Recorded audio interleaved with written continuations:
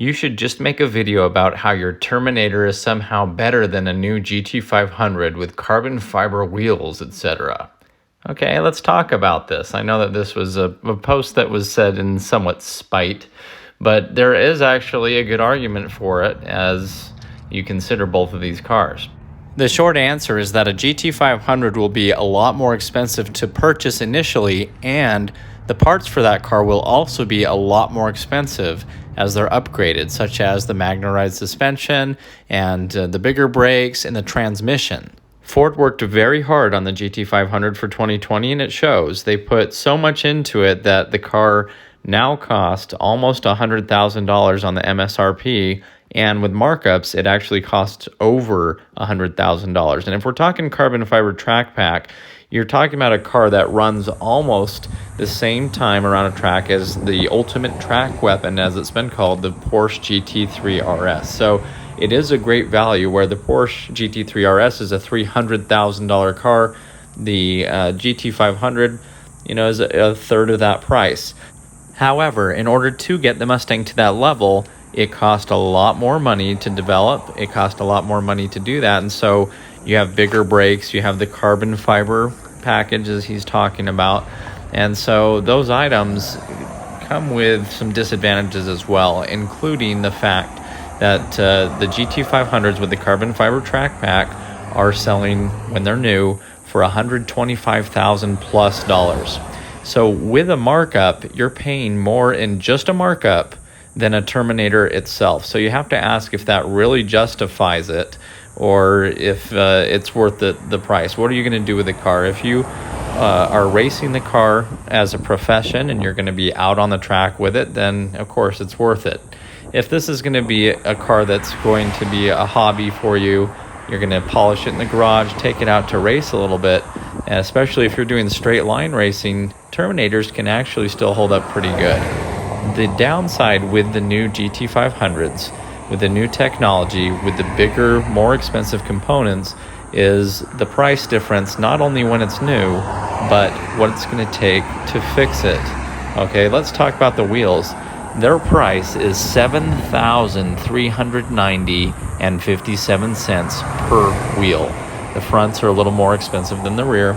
Okay, so imagine the downside of having carbon fiber wheels that cannot freeze. In fact, they stopped production on the GT500s in the winter because for the carbon fiber track package, because they cannot transport them and have the carbon fiber be exposed to freezing conditions. Okay, even going around the track, if you break one of the wheels, which they have come apart, Ford does not warranty that, even though it's a track car. It's right in the name, carbon fiber track pack. But you go and track the car and break the wheels, it's not under warranty. Okay, so let's talk again about price and what do you think it's worth it. You can get a free Terminator just for the markup difference on the price of these new GT500s.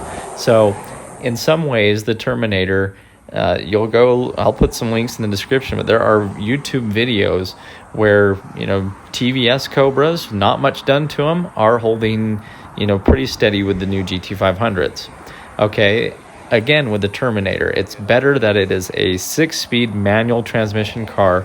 The 7-speed auto is a better transmission. It's awesome. It's great for what it is, but you are not shifting gears anymore. And so many people are not happy with that disconnect. I'm not happy with that disconnect. I would rather that the car has an option, and I'm hoping the next generation GT500 for the S650 has an option for a manual transmission. Okay, and so the downside of the automatic transmission, it's a faster shifting, great thing. Or it's an automatically operated manual transmission. But it's not like the old days where when it's time for a new clutch, you just order one and throw it in, just like I have install videos doing on the channel for my own Terminator. But you have different calibrations. The transmission isn't the same. It's not just put a new clutch in and you're on your way. Calibrations and other things, magnetized suspension, all kinds of different, is a whole different animal with a lot more involvement.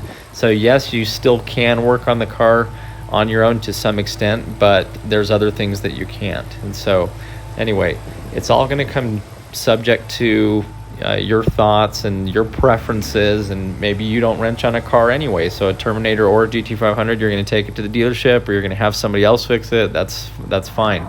But the reality is, when you're looking at the price for the carbon fiber track pack, $125,000 versus a Terminator for $25,000, $30,000, maybe you get a super low mileage, really nice one you're paying $40,000 for.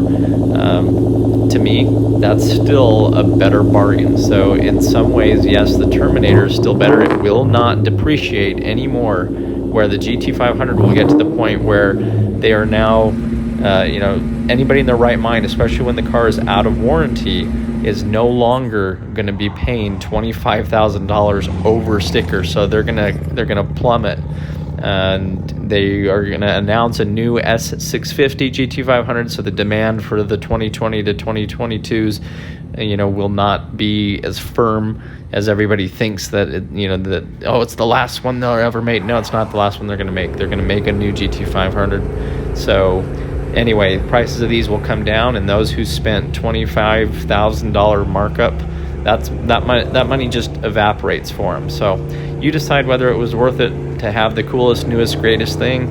I was looking at buying one, and in the end I just said, I'm not going to pay a markup on a car. That's money that's just going to evaporate. So now let's talk about the Terminator. Downside, 20-year-old car. It's going to have its shakes and rattles. It's definitely an older technology, but it is a firm car. There's not a lot that goes wrong with them other than an alternator upgrade that you'll need. And they're solid cars. Now, when somebody says, wow, a Terminator costs a lot of money. That's a lot of money if you get one for $20,000, $30,000, $40,000. Well, it's not when you compare it to something that's $125,000. Now, I'm not going to pretend that over the 20 years that Ford hasn't, developed the cars a lot better, and they have, and that's okay. But like we talked about, you're paying for that. So in order to get the Mustang where it needs to be with the other cars, you're paying for all that. So if you want to buy a non-depreciating asset like a Terminator that's low mileage that you're going to take good care of, then to me that's a better place to put your money. Instead of losing the value, it's going to continue to gain it, if not maintain it. So whatever you put into your Terminator, whatever you purchase it for, you're most likely going to get back. The other one, new GT500, I think we're going to start to see them come down a little bit. So anyway, that's my answer to it. Put in the comments what you guys think. As always, thanks for watching. See you guys on the next video. Thanks, guys.